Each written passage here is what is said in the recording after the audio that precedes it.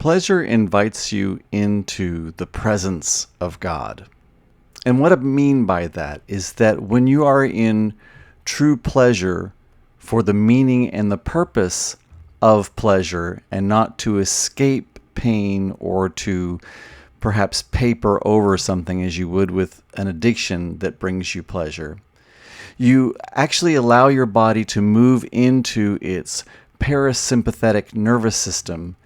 And what happens is your entire body, mind, and spirit becomes in line. Your entire brain activates, and your entire nervous system and your entire brain system open up to full possibilities and full range of potentials. And as you allow yourself to understand that you and everyone else has the right to pleasure, and you begin to exercise that pleasure, and you begin to expand your horizon of what pleasure is, where you understand that your entire body, your entire mind, your entire spirit has the ability to find pleasure in almost everything and everywhere.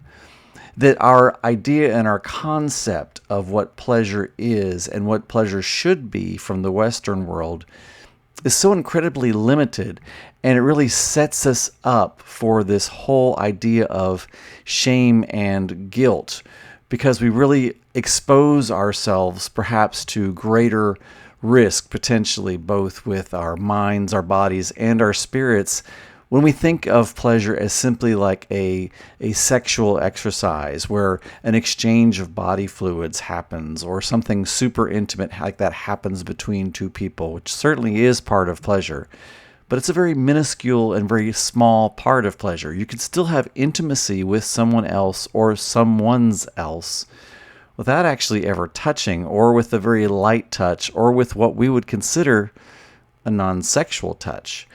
And that touch and that connection and that intimacy together, once you allow yourself to step into the idea that you are a pleasure center, that you are wired for pleasure, you're going to find that you have far greater reaches of pleasure in what you at one time didn't consider to be sensual or perhaps even sexual. And you start adding all kinds of new components to what that is.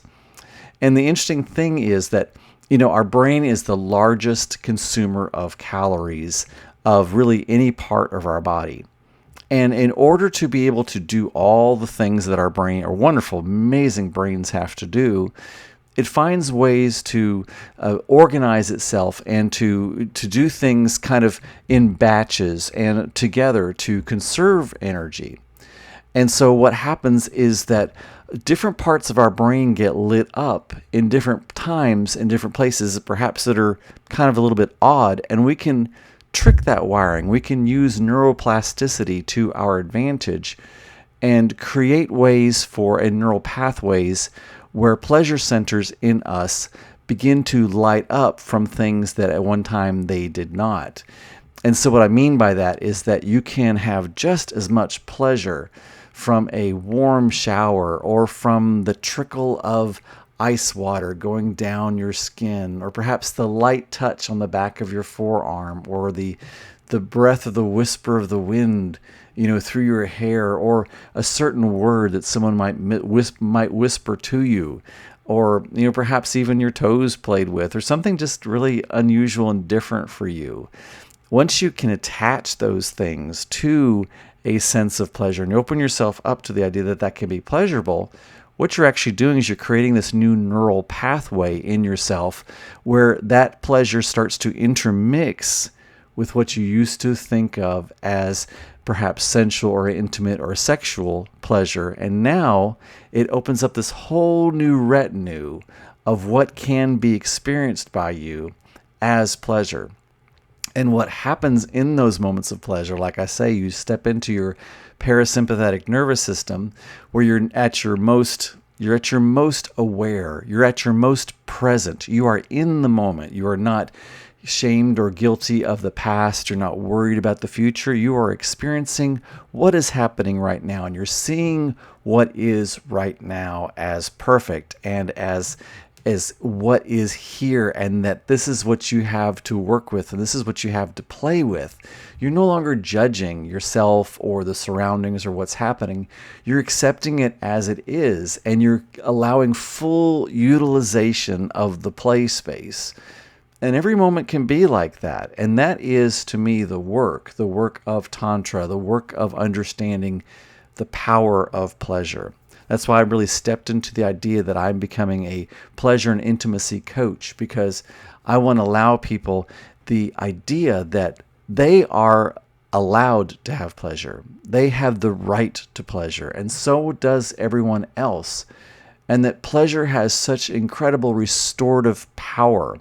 But we've packed so many things into it. We've complicated it. We've defined it in certain ways. And we've also created only very limited pathways to how we're supposed to experience pleasure. And then what we did was we packed in guilt and shame to when and how that was supposed to be experienced.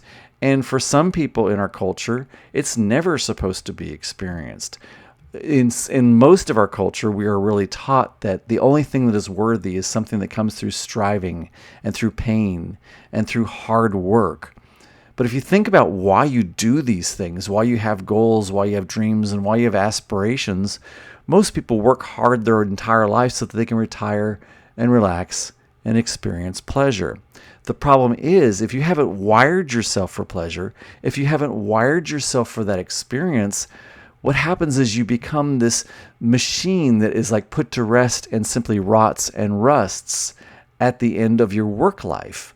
But if you train your body system, if you train your mind, if you train your spirit to understand pleasure and to understand the nuances and the mechanism of it through your entire life, then that's who you are. So if you ever do retire, or if you ever even consider stopping working, retire, you can change that definition. You're ready and you're primed for it. And then that way it becomes another aspect of life. It becomes a new way of life, perhaps becomes a new versioning of experience. That's why so many times in our Western culture, people have to go through traumatic experiences before they truly start to live in the now present moment. They have to go through cancers or divorces or loss of loved ones and things of that nature before they ever allow themselves that final moment. When they finally lose everything else and all they have is the present moment, is when they finally step into it. And that's when you see that spark and that sense of joy, that sense of presence, that sense of life in them. But you don't have to go through those dark nights of the soul to experience that. Now, I have personally, it's the path that I went through. And what I want to try to help people by my experience and what's going on and happening for me to not have to do that, to go ahead and step into the sense of presence of now, to step into the sense of you are right now where you are and everything is perfect as it is. And everything that you believe is true, absolutely true. And it reflects in the thoughts that you think and the words that you say and the feelings that you have. And we can go more into feelings in a different video. There's so many things that we can unpack in all of this. But for me, it's about opening up your eyes to the landscape and the possibilities of the world of Tantra, or Neo-Tantra as I am learning it. And Tantra has all kinds of things packed into what it is. Basically, it's the idea of Tan means to weave, and Tra is the idea of a mechanism or a machine. So it's simply a methodology of weaving together your body, mind, and your spirit. In some aspects, and in my actual discipline of it, it's thought of as combining the divine feminine and the divine masculine aspects of all of us so that they can really interplay together. And that's definitely something we'll go into in a different video as far as the divine feminine, divine masculine.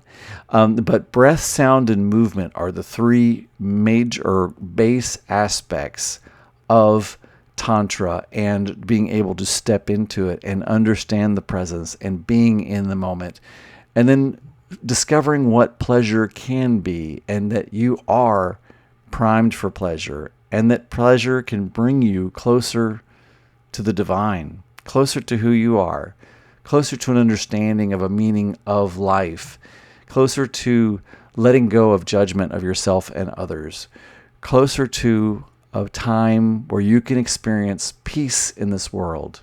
You can experience peace no matter what is happening, no matter what the chaos of your surroundings are. You always have the ability to step into peace, because the truth is you are always in chaos. It's simply the way of the world. I hope that helps. Let's investigate more together, and love, peace, and release.